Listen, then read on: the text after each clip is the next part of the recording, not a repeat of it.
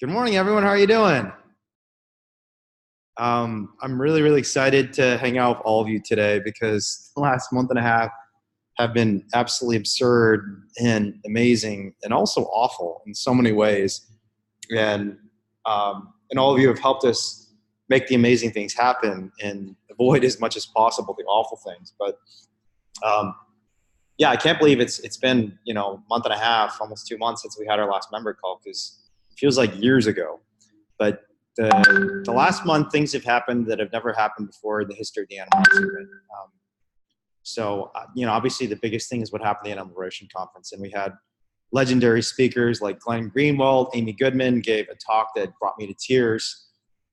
1,200 plus activists coming to the conference and then 600 plus doing an action that has basically never been done before in the history of the animal rights movement, and getting media attention not only on all the local television stations, but on Democracy Now!, which had two very long segments. And I had people emailing me from across the world saying, wow, I've never seen anything like that happen. And I never understood just how awful the mistreatment of animals are, even when these restaurants call themselves humane. And this facility, Reichert Duck Farm, is notorious for humane washing because the family involved in the production of these ducks, Reichert, is also a major supplier for high-end restaurants, including some of the most famous restaurants in the world and in the Bay Area. So many of you may have heard of Chez Panisse or Alice Waters. She's always in the New York Times. She actually has like 2 articles in the New York Times, even the past year or so, about how wonderful her food is. And she's a leader of the farm to table movement, this movement that is trying to convince people that if you get animals directly from the farm right to your table, then it's good for the planet, it's good for the environment, it's good for our health, and of course, it's good for the animals, because it's almost like you compassionately pet them all the way to their death, and they're willingly coming and serving up their bodies on your plate. And no one's actually seen what Alice Waters' restaurant looks like, and we show the world what it actually looks like, and Democracy Now! And Amy Goodman were horrified. So they had us on the show for 20 minutes, but obviously even more historic than the rescue, which I'll show you in a bit, some video footage of some of the baby ducks that's been sent to me. But even more historic than the exposure and the rescue itself was the fact that we had 79 activists go to jail, no bail, right? So, and this is really important because the government's response and the industry's response to prior actions like this, because they understand this is dangerous. There's a reason we're on the front page of the Center for Consumer Freedom's website. There's a reason Watt Ag Web, one of the most prominent ag publications, is calling us the most dangerous animal rights organization that must be crushed by the government. It's because we're effective. Because, frankly, even if you're welfarist, I mean, this is one of the points I make to my welfarist friends. Even if you're a welfarist, the actions we're doing are having an enormous impact on the welfare of animals, because all these farmers are going around talking to each other. The Farm Bureau of California has been doing this presentation they've now shared as far away as Arizona. I mean, I'm sure it's happening in other states too, but we know the Arizona Farm Bureau, which is the largest confederation of farmers in the state, has been giving these presentations about how to prepare for these disruptive activists, these extremist vegans who are coming into our farms. You better have a good animal welfare policy, because the moment someone shows even one photo or one video of some mistreatment of an animal, it could go viral and undermine your business. So, even if you're a welfarist, now we're not welfarists, obviously, we're seeking the abolition of animal agriculture and the liberation of all sentient beings. But even if you are a welfarist, this is an amazingly effective tactic for welfare.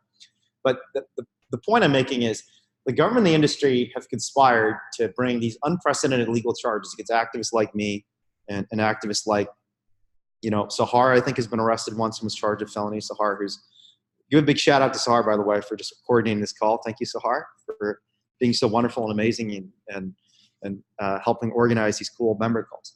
But they believe that by escalating charges against people like me and Sahar and Priya and Cassie and Almira, that first of all, they'll scare people by the prospect of serving some jail time, even though no one to date has served any jail time yet. It could happen soon. And I'll get to that in just a moment, because one of my trial dates has been set. But the hope is they can just jack up the costs, right? Because when you charge people with felonies, multiple felonies, the bail is so high. And so what was unprecedented about this action is normally when people go to jail, even in Birmingham, when 1,000 people went to jail, marching on Birmingham, doing direct action, civil disobedience in Birmingham with Martin Luther King Jr. in 1963, they had to raise an ungodly amount of money. I mean, King was on like a 6-month fundraising tour. That's all he did for months and months and months, knowing, okay, we're going to try and send 1,000 people to jail. We're going to have to bail them all out. That's going to be really expensive. But we had, I think it was 70 plus people who not only went to jail, but said, you know what we're doing is not wrong. It's not just for us to be in prison, and we should not have to pay for bail because we're exercising our legal rights. And we trained and prepped people for this. We said it's not going to be easy. It's not going to be fun. It's going to be a very difficult experience, but you're going to be in jail together for 3 days because we can't allow them to bankrupt the movement. And that's what those folks did. They're prepared. And there were 70 plus of us who were in jail together. And it was a very fascinating experience because from the moment we got in jail, it was clear the thing they hated most and the thing they were trying to stop us from achieving was solidarity. They were trying to divide and conquer and split us up. And then, this is why I was the first person arrested. They took me away from all the other activists. They did put me in a bus with everyone else when we drove to jail. And for a short period of time, I was housed in a lobby with the other activists. And we basically tried to do workshops in jail. They're like, let's train each other. Let's share knowledge and like get ready for, not literally get ready for the next action because they would have put us in jail for even longer and said, we can't let these people out, Your Honor, because they're planning for the next, criminal action. But we were training each other in the philosophy and strategy and communications about animal rights. And when they saw that was happening, when they saw we were doing know your rights trainings in jail, like we were basically practicing and training for interrogation, they hauled me off and put me into a separate facility. So I was separated from the other activists. But the result of this has not just been media attention and obviously the 32 lives that were saved, but subsequently I've had a number of expressions of support from unexpected quarters, including the most prominent lobbyist for animal protection laws in the state of California, who historically has not been the biggest fan of DXE. And she said, I'm not sure about this direct action stuff. It's a little too extreme for me. She actually independently reached out to me and said, that video of you rescuing ducks is absolutely absurd and amazing. It's so inspiring. I can't believe people are nearly getting killed by animal agriculture corporations and the cops are prosecuting you instead of them. And we need to pass a right to rescue bill. So let's talk about this. And we had a meeting just a couple weeks ago in Sacramento about a right to rescue bill that we could present to the state of California to show the entire state and frankly the entire nation and world that rescuing animals is not a crime. And this is a slogan the animal rights movement has used, frankly, for decades. And for the longest time, we thought it was a pipe dream. We'll never get to the point where even the most powerful people in our state and our nation will recognize this as a legal right, a right for the animals, more than even for us. It's not about us, ultimately. So the right to rescue is more importantly about the right to be rescued. That anyone, whether you're a person who has a heart attack in your bedroom, whether you're a migrant who is starving to death in a detention center, or a person in China who's in a sweatshop being abused, or an animal in a factory farm, anyone who's in a state of distress and exploitation deserves aid, deserves protection and assistance. And that is such a beautiful vision. And it's a vision that people do believe in when you get a chance to talk to them about it. And it's a vision that even the legislators of the state of California will now be presented with. The other interesting thing that happened is, I can't say who shared this with me, but there was a lawyer, a higher up in the Attorney General's office. And the Attorney General is the chief law enforcement officer of the state of California. It's the boss of every district attorney. So Jill Ravitch, who's prosecuting us in Sonoma County, her boss is Javier Becerra, the Attorney General of the state of California. And what we've heard is that there are folks in the Attorney General's office of the state of California who've expressed their sympathies for us and some concern about this case. And it's one of the reasons I'm really excited that these incredible activists, who are marching 150 miles with blisters and, infected wounds on their feet. They've been sending me pictures of their feet, and it looks really gross, to be honest. And I'm kind of getting sick of seeing blisters and disgusting, raw, bloody feet. But, and some of them, unfortunately, I think are probably going to have to drop out. I've actually been encouraging them to drop out because we don't want someone to be permanently disfigured for the next 30 years because they tried to march 150 miles from San Francisco to Sacramento. But this is why it's so powerful for these marchers to go from San Francisco to Sacramento, all the way through farm country, stopping at all these factory farms and slaughterhouses, bearing witness, and then going to the Attorney General and the governor and saying, this is what we saw, this is what we're being punished for, and this is why we need change right now. We need change right now. There's no time to wait. What's happening is too awful. It's too unacceptable. We need change right now. And it's going to be a great day on July 9th because we're going to have all those marchers with their ragged feet walking into Sacramento. We're going to have all these folks coming in for the fur ban. I encourage all of you to stay tuned on Facebook Live, but even if you can't watch on Facebook Live, or watch it afterwards. And better yet, come to California, because the last vote was very close, and I'll share about that in a bit. And it's going to be an amazing day, because, you know, the right to rescue, I think, I predicted a few years ago that, you know, no one said that we could ban fur in San Francisco or California, or frankly, even Berkeley. And we did it in we did it in 2 of those 3 places, and we're about to do it in California. And I said, you know, when we were on the steps of City Hall in San Francisco with Katie Tang, I said, mark my words, this ban is not going to stop in San Francisco. It's going to go to Los Angeles, San Diego, Sacramento, the state of California, the entire nation, and the entire world. And even I thought, you know, this is going to happen in the next 5 years. It's not, San Francisco and Berkeley are really liberal cities. You know, even LA and San Diego are not nearly as liberal as San Francisco. So I was thinking, you know, making this prediction 5 years from now. Here we are, basically weeks from passing a ban on fur in the state of California, and already having passed a ban on fur in LA. So my next prediction I'm going to make to all of you is the right to rescue is going to be enshrined in law within the next few years. That when we actually get a chance to present legislators the facts and say, there are animals collapsing around, starving to death in factory farms, there's already a law on the books that effectively gives us the right to do this. Let's just clarify this law, make some minor tweaks and amendments to this legislation to clarify and ensure that nonviolent Good Samaritans are not prosecuted with felonies and threatened with decades in prison for merely exercising their legal rights. I think that's going to be a good argument to make. And we've got some great journalists who are going to be writing about this, including someone in Atlantic. I was actually hanging out this week with a journalist who's a senior writer at Wired magazine, one of the biggest tech publications. In fact, the single biggest tech publication in the world. And this is a writer who usually writes about Julian Assange and Bitcoin, right? He's written all these cover stories for Wired. I don't know if this is going to be a cover story, but he writes big stories for Wired. And he was hanging with us this last week talking about the right to rescue. So, okay. I want to show you all a few cute little videos before we go, just because I promised some videos. All right. Let me share my screen just a moment. All right. Okay. Share my screen. Okay, I'm sharing my screen now. Now let me. So what's going on here? Why is my screen not working? Okay. All right. I think I'm still sharing my screen. All right. I'll turn off my WhatsApp. I don't want you to see all my secret messages. I'm not doing a very good job with this. You know, the funny thing is, I fancy myself as a pretty tech-savvy person, but apparently I can't figure out how to share my screen. Okay, here we go. All right. So here's some video footage that was sent to me that should start in just a moment. All right. Can everyone see this? Can you all see this? All right. Here's some footage of baby ducks chasing after a light, which apparently they still love doing. They're like little kittens running around, chasing a little light. And for those of you who don't know, these are the ducks that were saved from market, obviously. But for those of you who don't know, look at them. Ducks are aquatic animals. And here's another cute video footage of them getting ready for water.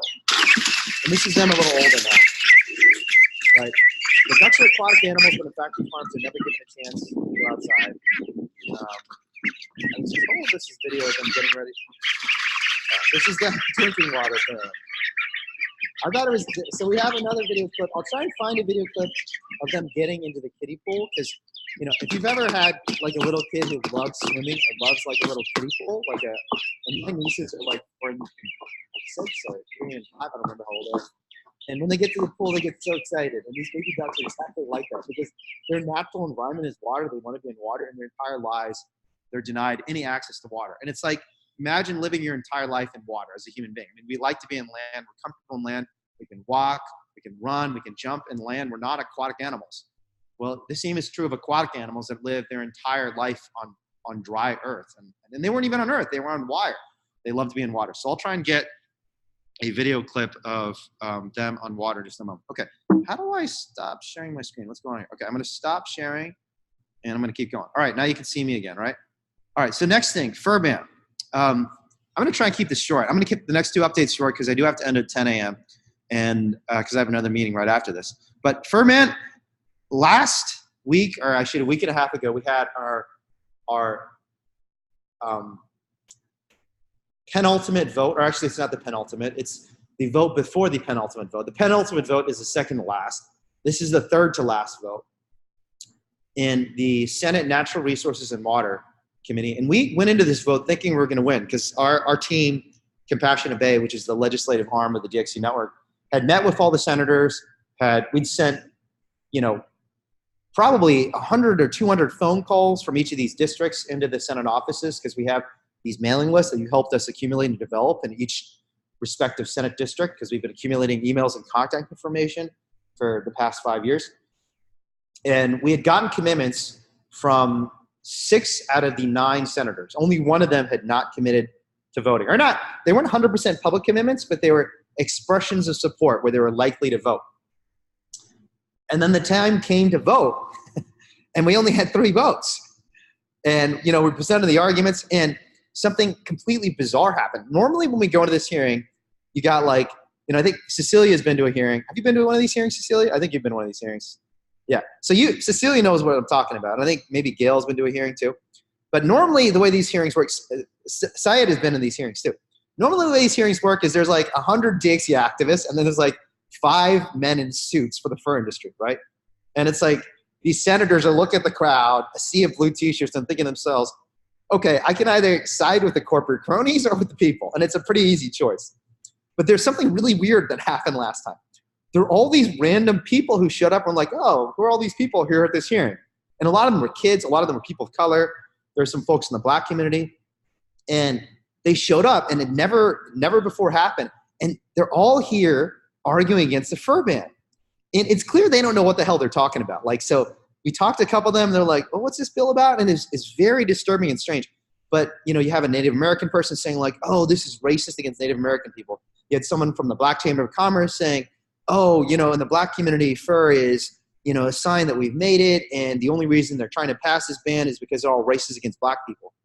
And at least one of these senators apparently was kind of shaken by it and convinced because he was getting all these. There was this senator named Cueso who's in Southern California, east of the LA County District. And he told us he was getting all these calls from people who are speaking Spanish saying that, no, for us, fur is really important because, well, we don't produce fur and we don't wear fur. There are all these garment shops in our district where we make fur. And the senator was kind of, uncertain. He was basically paralyzed. And so instead of getting the 6 votes we expected, we had this guy Cueso was saying, I'm getting these calls in Spanish. I don't know what to do about this. We had the Senate Majority Leader, the most powerful senator in the entire state of California, Hertzberg, saying the fur industry lobbyists have come into my office and said, hey, they have this humane certification program. Why don't we compromise and go with them? Then everyone's happy and get a 9-0 vote. And then we got Ben Allen in Beverly Hills saying the Beverly Hills Chamber of Commerce is reaching out to me, and they're selling fur, and I'm a little worried about this. And he didn't want to be the deciding vote. He was I don't want to be the deciding vote. This is kind of scary, So he was not voting because there were only 3 people voting. And then we have Caballero, who was one of the people we hadn't counted on voting, but I had a conversation for senior policy director, and she was saying, it was such a strange conversation because she was saying, this is purely symbolic legislation because if you ban fur in California, people can still go to Nevada and buy a fur coat. And I was saying to myself, how many people are going to travel all the way to Nevada to just get a fur coat, right? Who's going to fly all the way to Nevada or Arizona or Washington just to buy a coat? I mean, who does that? But she was trying to convince us that, no, this legislation, I'm not going to support it because it has no actual impact for animals. And I don't vote for purely symbolic legislation. It was a very bizarre conversation. So it really came down to the wire, and it came down to the wire. The only reason, part of the reason I think we won is because a bunch of people stuck around. We had 60 people just going around different senators' offices showing them, if you vote against the animals, we're going to see it, and we're going to act on it. There's going to be a response. There's going to be a price to pay if you don't vote with us. And at the end of the day, Hertzberg and Allen did vote in favor. Cueso and Caballero did not. And we're still working with those 2 senators' offices trying to figure out exactly why. But we won by the skin of our teeth. 5 votes was the number we needed to pass. 5 votes was the number we actually got. And so the next vote is coming up this Tuesday, and we really need to push this forward. But all the support you're giving us, many of you saw this amazing video that was edited by our communications team with Cassie King. talking about this bunny that she saved from the fur industry, from a fur farm in California. And that video has, gotten us 3,000 or 4,000 people now have signed up at furishistory.org, signed up and said, we're going to support the fur ban in some way. And these videos, these investigations cost a lot of money, even the veterinary care for rescuing an animal. But the stories are incredibly powerful. They mobilize more support, and that means we're able to have the power we need and the numbers we need to pass bans of fur in the state of California. Next vote is coming up on Tuesday. The marchers are going to march into Sacramento. We have 80 people RSVPing on Facebook. We hope to get that up to 100. We hope we have 100 people filling up that room, all testifying to the senators and the Judiciary Committee that one of the laws in the state of California that we need passed is to protect animals in the fur industry. And I think we're going to win. I think we're going to win based on the responses we're getting so far, but we need your help. We absolutely need your help. So that's the second thing. So the third thing, and I'll just mention this briefly, even though in some ways this might be the most important dramatic thing, is I just found out a couple days ago that unexpectedly the trial judge in North Carolina wants me in court ASAP. Like, he wants me in court yesterday. And so we were originally thinking, that our trials are going to happen early 2020 or late 2019. But the judge is trying to set a trial date of August 19th.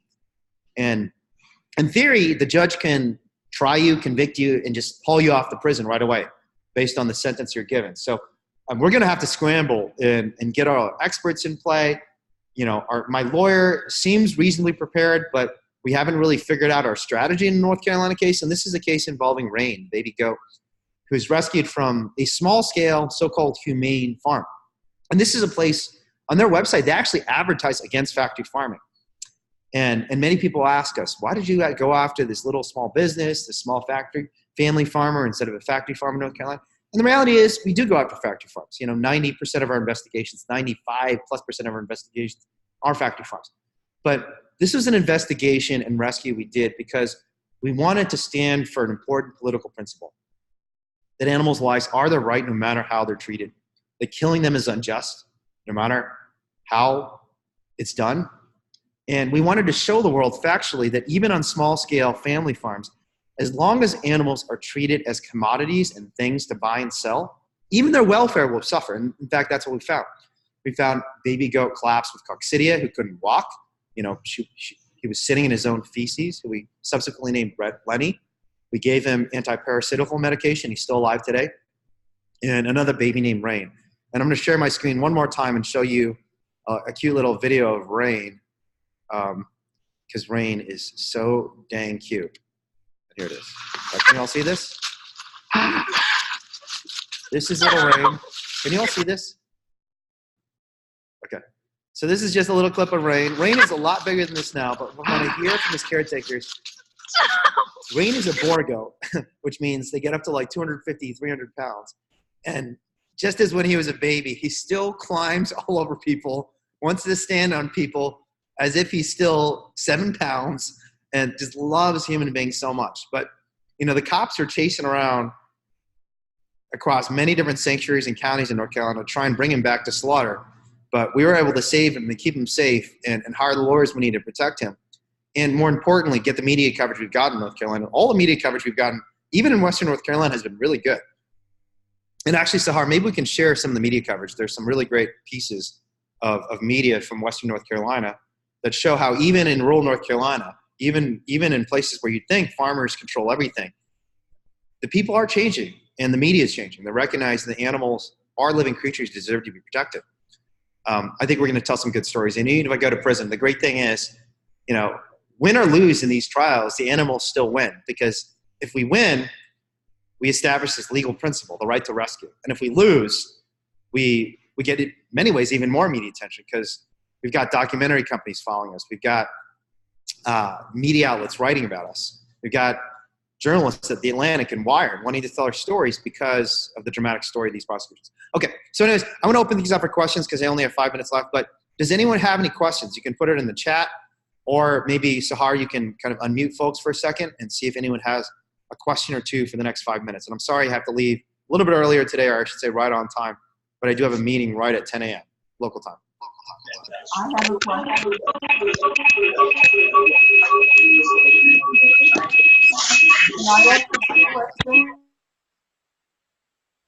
I muted everyone because there's feedback, but feel free to unmute yourself. Oh, hang on one second. Oh, sorry. Does everyone hear me? I muted everyone just because there's feedback, so feel free to unmute yourself. So there's a question. What can we do to help with Furby in the coming days if we don't live in California? One is, if you have any friends and family members in California, please direct them to furshistory.org and ask them to follow the instructions on the website to contact their legislator, make a phone call and email. The other thing you can do is you can tweet at and Facebook at.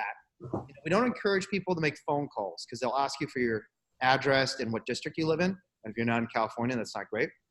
But just go to our website and go to all the different senators in the state of California, find their Facebook pages and their Twitter accounts, and ask them, will you support the fur ban? And share a video or a photo of an animal rescued from fur. Or even just say, animals are being tortured, will you support the fur ban?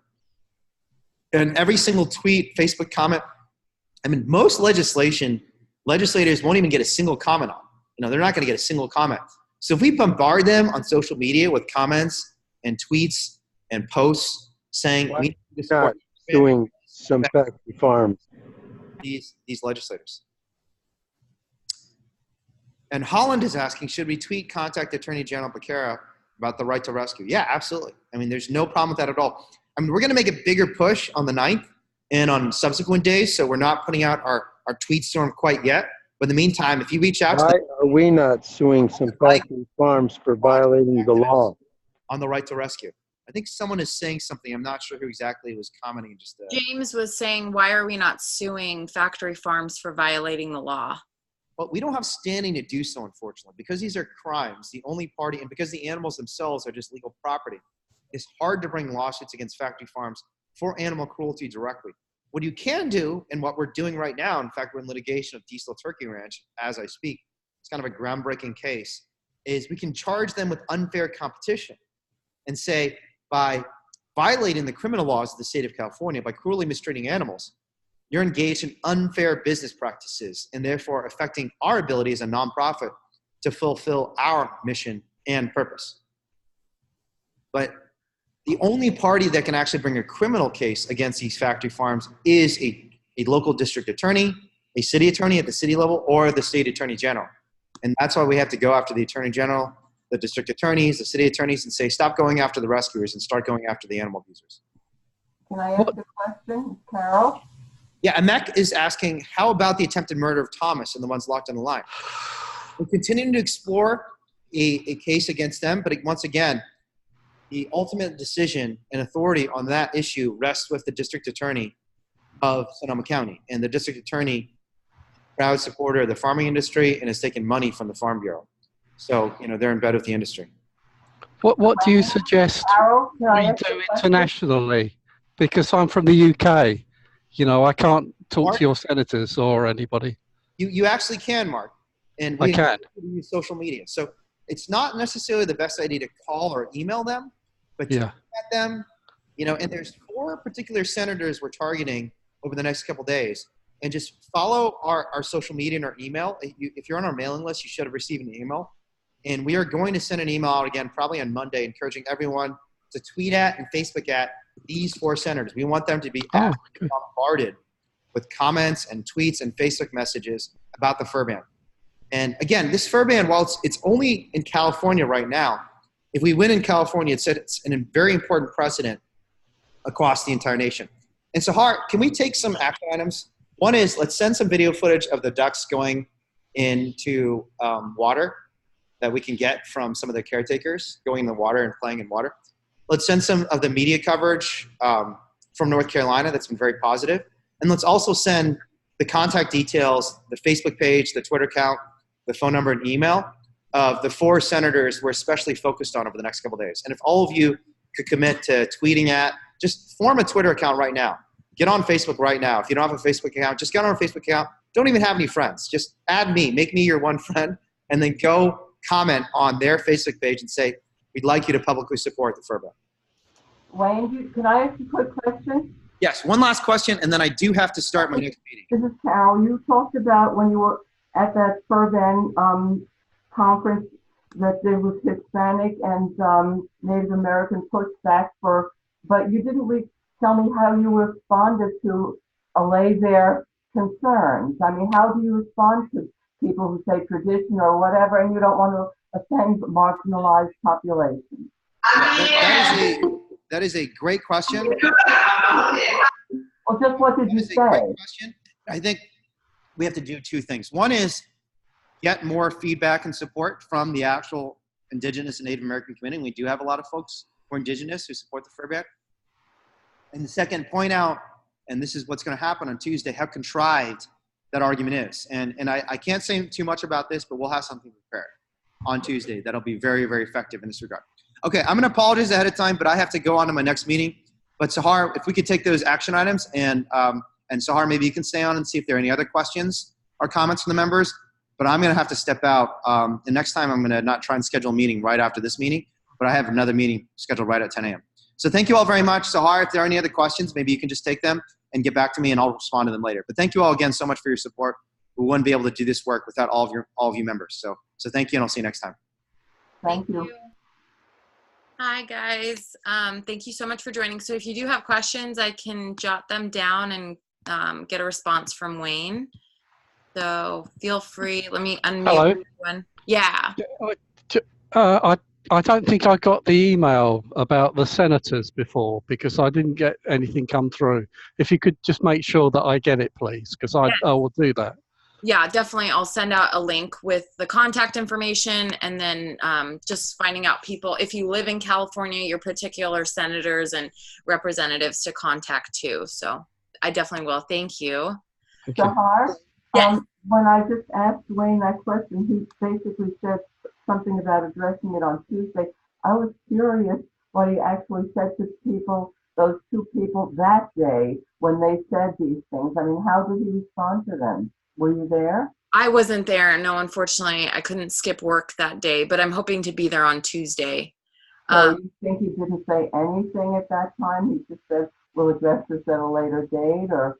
I'll find out. I know that he was trying to talk to people afterwards, like the people that were going and representing the fur industry. So I don't know exactly what their conversations were about. I think he tried to talk to a lot of people after the hearing, but a lot of people just kind of dismissed him, or like from the fur industry and the fur supporters. So they didn't really want to create dialogue with him, but I'll find out for sure. That's a great question. Well, the reason I asked is because Wayne seems to be the whisperer that can actually turn anybody. And I was just curious what he could say to actually win these people over. I mean, Yeah, definitely.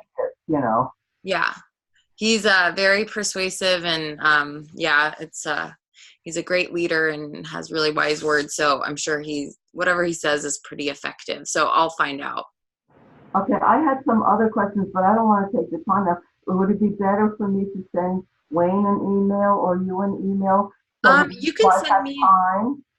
You can send me an email, and sometimes his email's pretty bombarded, but I can get a response from him pretty quickly. So my email address is Sahar. Okay. I'll write it in the chat. It's Sahar at Direct Action Everywhere. Okay.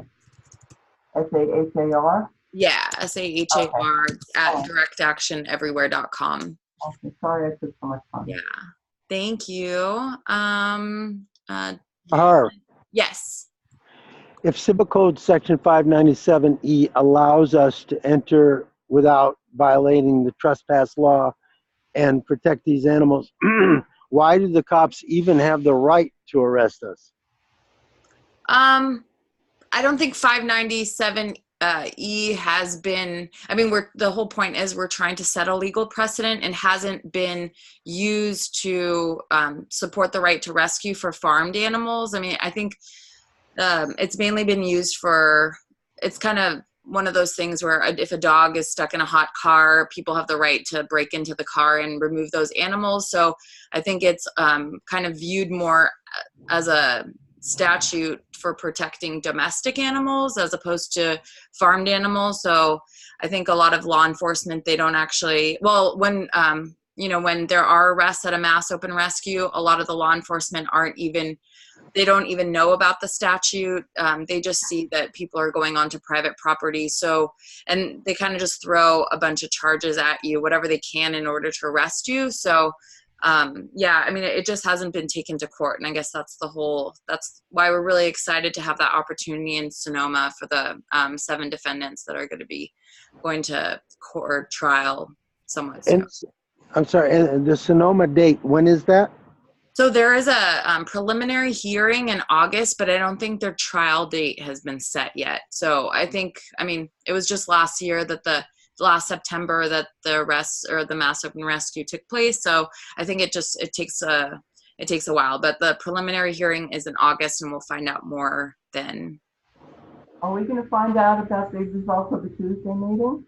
So sorry, what was that? Are we going to find out about the results of the Tuesday action where, Oh yeah, for the fur ban hearing, Yeah. I'm sure there'll be a global email for sure, and then also if you're on Facebook, they'll do a live stream. So yeah, Okay, great. Okay. yeah, yes, All right.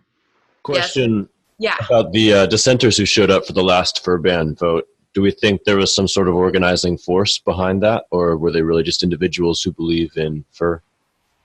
No, I do think that I've just heard rumors here and there about the fur industry like paying people to come show up at the hearings. I heard there was quite a few teenagers basically that came, and they really didn't know exactly what they were doing. And I'm pretty sure the fur industry paid people to come support and show like a diversity of people that were in support of the fur ban. So. Yes, I don't really think it was very genuine or authentic people that were coming in to support the ban or to support the fur industry. Question. Yes. Elon Musk is changing the world, and his brother is a culinary artist, serves something like 18,000 meals a day. Wow. I wonder if we could get interview with that messiah, so to speak, Mm-hmm. and or his brother or both of them to find out their feelings on trying to rescue and save the animals. And can we talk more about meatless meat and finless fish so that people can start looking where to purchase meat that is not harming the animals? Yeah, definitely. So I can take the first suggestion back, both suggestions back to Wayne. I don't know if we have contacts with Elon Musk. That would be pretty cool. And yeah, so that's a really good suggestion. In terms of the clean meat, a lot of people have suggested that. So I think that's a really good topic for another meeting. I'm sure like Wayne has a lot of thoughts on that. So that's a really good topic. We'll schedule a meeting for that, or one of the calls for specifically to talk about that. Thanks, James. Thank you. You guys are doing a wonderful job. God bless you. Oh, we're only doing it because you guys are supporting us. So thank you so much for allowing us to do this work. It really means a lot to us. Well, we're making progress. Keep it up. Yeah, great. Anyone else with any questions or messages to send back to Wayne?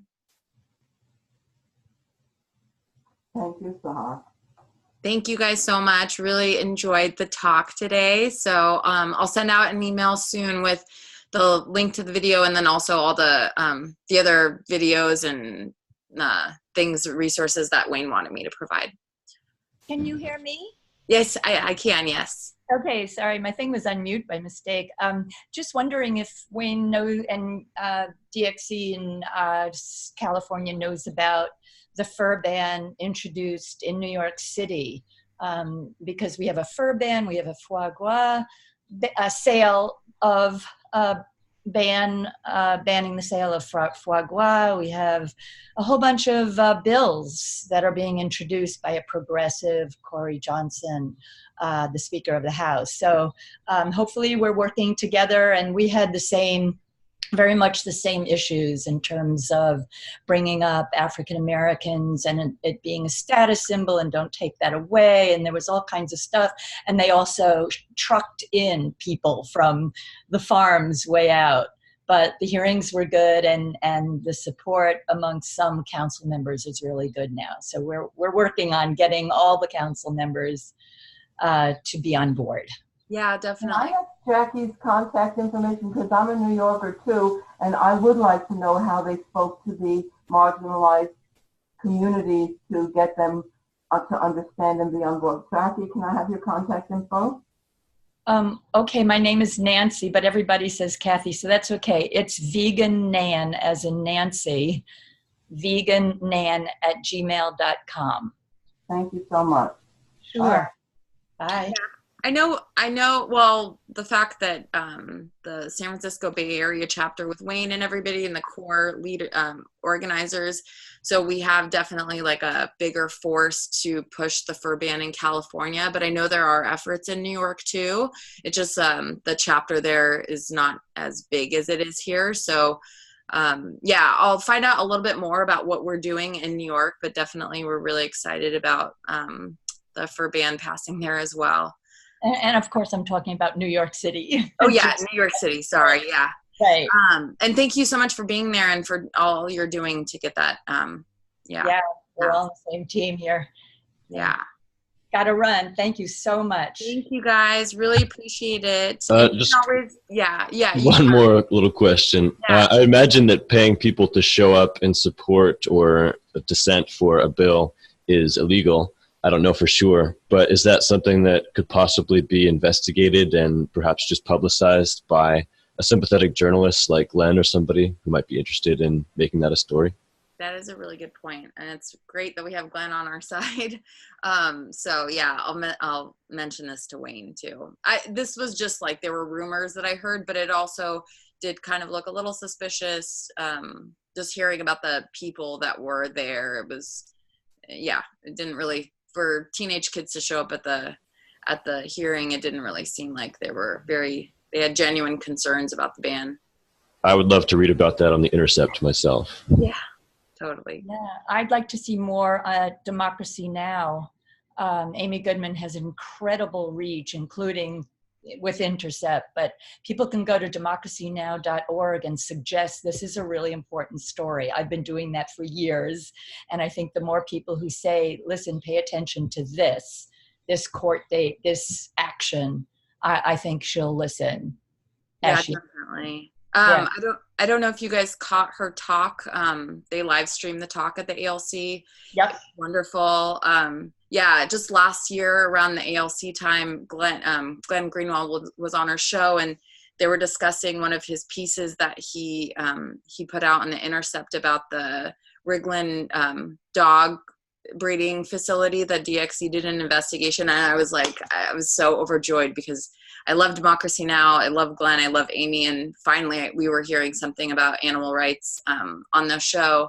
So yeah, it was really exciting also. I'm not sure if you caught the Democracy Now! Videos or the episodes too. So those I can send the links out to as well. Those were great. And Wayne and Priya did a great job of representing the animal rights movement. Indeed. Yeah. Yeah, that was great. Yeah. Wonderful. Anything else? Anybody had a question or? Sounds good. Well, really. Can I just ask you one last question, Sure. Nancy? I mean, Wayne might be going to prison potentially. I hope he doesn't. I very much hope he doesn't. But how long are the sort of sentences for these sorts of things? Any ideas? Yeah. At this point, I think he's up to, I think he had 17 felonies before charges, and now he's added 2 with the duck slaughterhouse lockdown. So that's up to 19. I think with just one of his, maybe I'm wrong, but there's he's facing 60 years in jail for just one of the investigations that he did.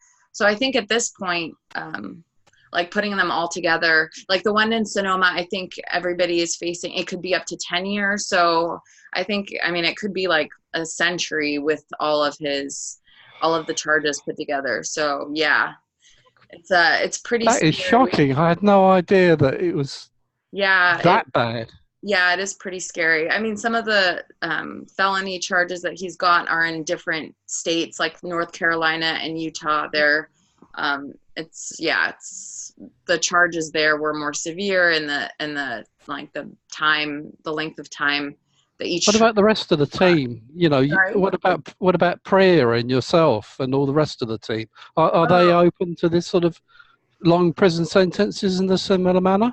Yeah, so Priya, I was a part of the mass open rescue in September that Wayne and Priya are getting charged, but they actually just wanted to go after the leadership, so they didn't really give. Yeah, they didn't. Yeah, they think that if they get to the leadership, then the rest of DXE will fall apart. So they didn't really go after anybody. Conniving. That's not the law at all, is it? That's just underhand tactics. Exactly. We were all in it together, and if anything, like I went actually into the barns and with the whole biohazard gear and everything. So I like went in to take the animals out. Wayne and Priya were there just documenting what was happening. They were behind the live streams, and Wayne was negotiating. So like my offense was worse, if anything, in the eyes of the cops than theirs, yet they're the ones that are getting sentenced. So Priya and Wayne, just for Sonoma County, I think they're facing 10 years in jail, but they're really excited about defending the right to rescue. So we're hoping to set a precedent. Well, you're all incredibly brave, I must admit. Well, there's a couple other people. I know Emick, and I think Kelly's on the line if she hasn't dropped off. So there's a few people from the call that actually got arrested at the duck slaughterhouse lockdown. So thank you guys, if you're still on the call, for being so brave and just putting yourself in harm's way to save innocent beings. Yeah. Really emotional, but we're so happy that there are people out there. Humbling, really. I'm humbled by what you're doing, all of you. Yeah. I'll let you answer other questions. Yeah, Chris just said I got arrested for the ducks. Thank you so much, Chris. Like so thankful for everything that you've done, and yeah. Can I just ask one quick question on this? I mean, because I'm actually considering trying to volunteer to get arrested because I'm a senior citizen, and that would make news and stuff like that. I mean, would I be put into general population? Because I don't think I would survive that. Yeah, that I'm not sure about, but also if it's your first offense, like how mine was, I just did community service, and I did community service and took a class, and that was it. So I'm sure for your first offense, that's what I've said too. When I retire, I'm just gonna do as many rescues as I want at that point. But yeah, just not quite sure about the legal ramifications, but I think, and it depends on the state as well, but I think your first time probably gets you on community service, and that's all. All right. Ariel also said it was an honor to do so. So I believe you were there, and I'm so grateful for all that you do for the animals. Yeah. There's also another video, condition one, where they followed the activists inside. You could see the activists locking themselves by the neck with bike locks. And you could see what happened to Thomas, who one of the slaughterhouse workers turned on the slaughter line, and he was almost killed. He was like suffocating. So yeah, it was pretty intense, but you guys made a huge impact, and we thank you so much for everything that you do. Thank you all. Thank you. Thank you guys. Well, wonderful speaking with everyone, and I hope you have a wonderful weekend. You too. Thank you for everything you do. Thank you, Nancy. Bye-bye. Bye.